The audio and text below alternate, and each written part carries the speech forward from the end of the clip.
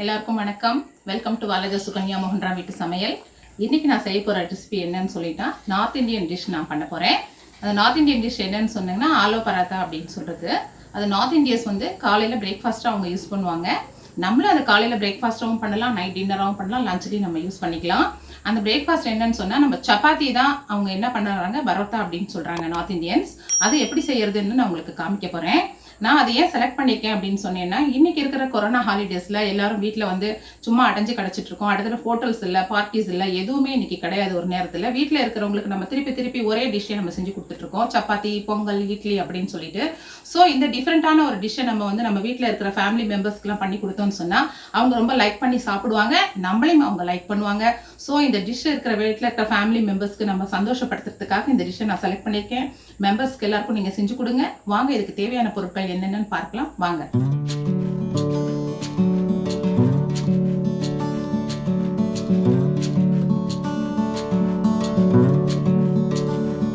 தேவையான பொருட்கள்: சப்பாத்திக்கு தேவையான கோதுமை மாவு 2 கப் வச்சிருக்கேன். 1/4 கிலோ உருளைக்கிழங்கு வேக வச்சு வச்சிருக்கேன்.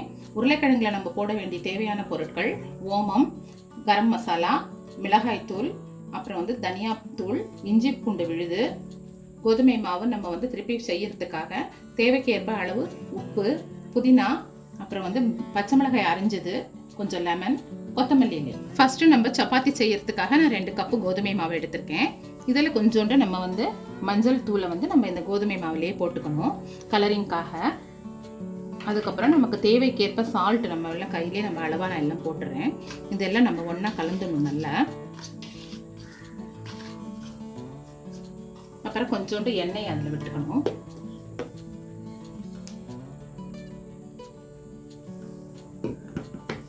இது நல்லா நம்ம மாவில் வந்து நல்லா கலந்துடணுங்க. எல்லாத்துலேயும் வர்ற மாதிரி நல்லா கலந்துக்கணும்.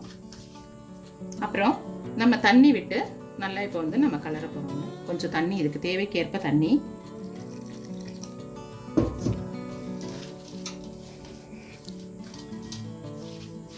நல்லா நம்ம உடனே இது செய்யணும்னு சொன்னால் நல்லா சாஃப்டாக நம்ம கலந்துக்கணும். நல்லா சாஃப்டாக கொஞ்சம் அடித்து நல்லா வந்து நம்ம பண்ணோம்னு சொன்னால் மாவு வந்து சாஃப்டாகிடும். உடனே நம்ம பண்ணிடலாம். இல்லைன்னு சொன்னால் நம்ம ஒரு கொஞ்சம் நேரம் ஒரு 15-20 மினிட்ஸ் இந்த மாவை நல்லா நம்ம வந்து கலரி நம்ம மூடி வச்சிடணும். நல்லா போட்டு அப்படி மூடி வச்சுட்டா சாஃப்ட் ஆகிடும் சப்பாத்தி வரும்போது. பாருங்கள், நல்லா நான் பிசைஞ்சிட்டேன். அதுக்கப்புறம் கொஞ்சம் எண்ணெயை விட்டு நம்ம இதை வந்து நம்ம ஒரு 10-15 மினிட்ஸ் நம்ம தான் மூடி வைக்கணும். அப்போ தான் இது நல்லா சாஃப்டாக வரும். நான் இதுக்கு முன்னாடி இது மாதிரி செஞ்சதை வந்து இங்கே சப்பாத்தி பண்ணுறதுக்காக தேவையான மாவை உருண்டை பண்ணி ஒரு 15 மினிட்ஸ்க்கு முன்னாடி வச்சுருக்கேன். இதைத்தான் நான் எடுத்து செய்ய போகிறேன். இப்போ நம்ம இதை மூடி வச்சுருவோம். அடுத்தது உருளைக்கிழங்கு ஸ்டஃப் எப்படி செய்யறதுங்கிறத நான் உங்களுக்கு காமிக்கிறேன். வாங்க பார்க்கலாம். பாருங்கள், நான் ஒரு 1/4 கிலோ உருளைக்கிழங்கை எடுத்து வேக வச்சுருக்கேன். இதை வந்து நம்ம நல்ல கையில் வந்து நல்லா நைஸாக நம்ம உடச்சி விட்டுக்கணும். கரண்டிலெல்லாம் பண்ணோம்னு சொன்னால் நமக்கு அந்த உடையாது, மசியாது. அதனால நல்லா நம்ம வந்து இதில் கையில் நல்லா மசிஞ்சிடணும். அப்போ தான் இந்த ஸ்டஃப்பை வந்து நம்ம அதில் வைக்கும்போது நல்லா இருக்கும். பாருங்கள், நான் வேக வச்ச உருளைக்கிழங்கை வந்து நல்லா தோலை உரித்து நல்லா வந்து நான் மசிஞ்சு வச்சுருக்கேன். இதுக்கு தேவையான பொருட்கள் என்னென்ன இந்த மசாலாங்கிறத நான் இதில் போட போகிறேன். இது வந்து நமக்கு வந்து இஞ்சி பூண்டு விழுது, அப்புறமா வந்து கரம் மசாலா இதில் போடுறேன் நான். இது எல்லாமே ஒவ்வொரு ஸ்பூன் நான் அப்படியே போட்டுறேன். இது வந்து மிளகாய் தூள், இது 1 ஸ்பூனுங்க. இது வந்து தனியா, வெறும் தனியா பொடி, அதை வந்து இது போட்டுறேன் நான். அதுக்கப்புறம் இது மஞ்சள் தூள், இதையும் இதில் நான் கொஞ்சம் போட்டுக்கிறேன் கலரிங்காக. 2வது இது வந்து ஓமம். இந்த ஓமம் போட்டோம்னா நம்ம வந்து டைஜஷனுக்கு நல்லாயிருக்கும். ஏன்னா சப்பாத்தி ப்ளஸ் வந்து உருளைக்கிழங்கு 2மே வந்து வாய்வு. அதனால் வந்து நம்ம என்ன பண்ணுறோம், இது போடுறோம். இந்த ஓமத்தை அந்த அப்படியே போடாமல் நம்ம கையில் அப்படி நுணுக்கி போட்டோம்னு சொன்னால் அது நல்லா வந்து நுணுங்கிடும். இந்த நுணுங்கி நம்ம அப்படி போட வேண்டியதாங்க. இதையும் இதில் போட்டுட்டேன். அதுக்கப்புறம் பார்த்தீங்கன்னா 2 பச்சை மிளகாயை வந்து நான் அரைஞ்சி வச்சுருக்கேன். அதையும் இதில் நான் போட்டுட்டேன். இது வந்து மின்ட்டு புதினா வந்து கொஞ்சம் போடுறேன் இதில்.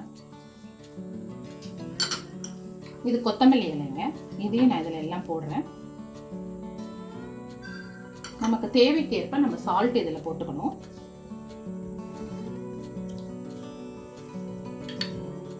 இது எல்லாமே சேர்ந்து நம்ம எல்லாம் மிக்ஸ் பண்ணிடணும். நல்லா மிக்ஸ் பண்ணிடணும். நம்ம கையில் மிக்ஸ் பண்ணால் தான் நல்லா மிக்ஸ் ஆகுமே எல்லாமே.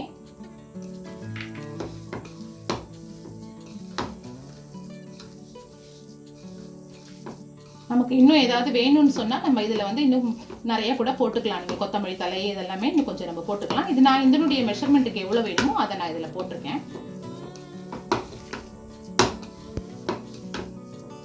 பாருங்கள் இது எல்லாம் பிழிஞ்சிட்டு இதில் கொஞ்சம் நம்ம வந்து ஒரு ஸ்பூன் அளவுக்கு இது ஒரு 1/2 லெமன் இதில் நம்ம பிழிஞ்சிட்டோம்னா அது ஒரு டேஸ்டி நல்லா வரும். அதையும் நம்ம நல்லா இதில் கலந்து வச்சிடலாம். இப்போ உருளைக்கிழங்கு ஸ்டஃப் வந்து நமக்கு ரெடி ஆகிடுச்சு. அதுக்கப்புறம் நம்ம சப்பாத்தி செஞ்சு இந்த உருளைக்கிழங்கு ஸ்டஃப்பை எப்படி அதில் வைக்கிறோங்கிறத நான் காமிக்கிறேன். பாருங்கள் சப்பாத்தியை நான் கொஞ்சம் ஓரளவுக்கு சின்னதாக ஒரு ரவுண்ட் பண்ணிவிட்டு நம்ம தேவைக்கு ஏற்ப ஸ்டஃப்பை எடுத்து வச்சுக்கணும். உருளைக்கிழங்கு ஸ்டஃப்பை எடுத்து வச்சுட்டு நம்ம வந்து இந்த மாதிரி பண்ணணும்.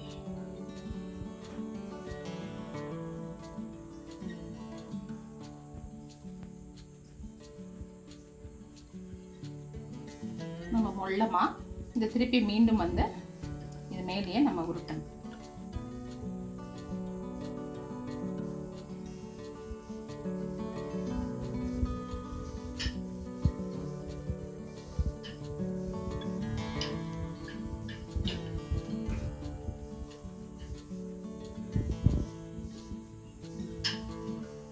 நம்ம நிதானமாக செய்யணுங்க. ஏன்னா உள்ள ஸ்டஃப் வச்சிருக்கோம்.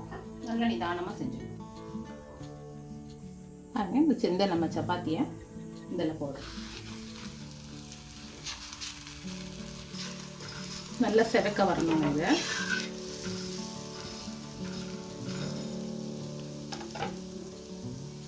நம்ம எண்ணெய் கூட நல்லா விட்டுக்கலாம். இதில் நல்லா இருக்கும் டேஸ்டியாக. அப்போ தான்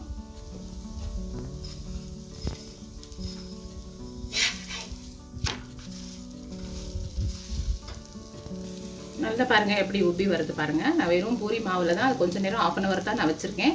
நல்லா வருது. நல்லா நம்ம எண்ணெயை விட்டு நல்ல பெரிய ஃப்ளேமில் நம்ம பண்ணிவிட்டு பண்ணோன்னா நல்லா வரும். நம்ம நிதானமாக திருப்பி போடணுங்க. ஏன்னா உள்ளே வந்து நம்ம ஸ்டஃப் வச்சுருக்கிறதுனால சாஃப்டாக இருக்கும். நிதானமாக பார்த்து செய்யணும். பாருங்கள் நல்லா இந்த மாதிரி ஃபுல்லாக வந்து வெந்தணும். நம்ம இன்னும் கொஞ்சம் சுற்றிட எண்ணெய் கூட நல்லா விட்டுக்கலாம். நமக்கு தேவைன்னா நெய் கூட விட்டு நம்ம பண்ணலாம். பாருங்க நல்லா வந்துருச்சுங்க சப்பாத்தி. ஆலு பரோட்டா முடிஞ்சிருச்சு. பாருங்க ஆலு பரோட்டா முடிஞ்சிருச்சுங்க.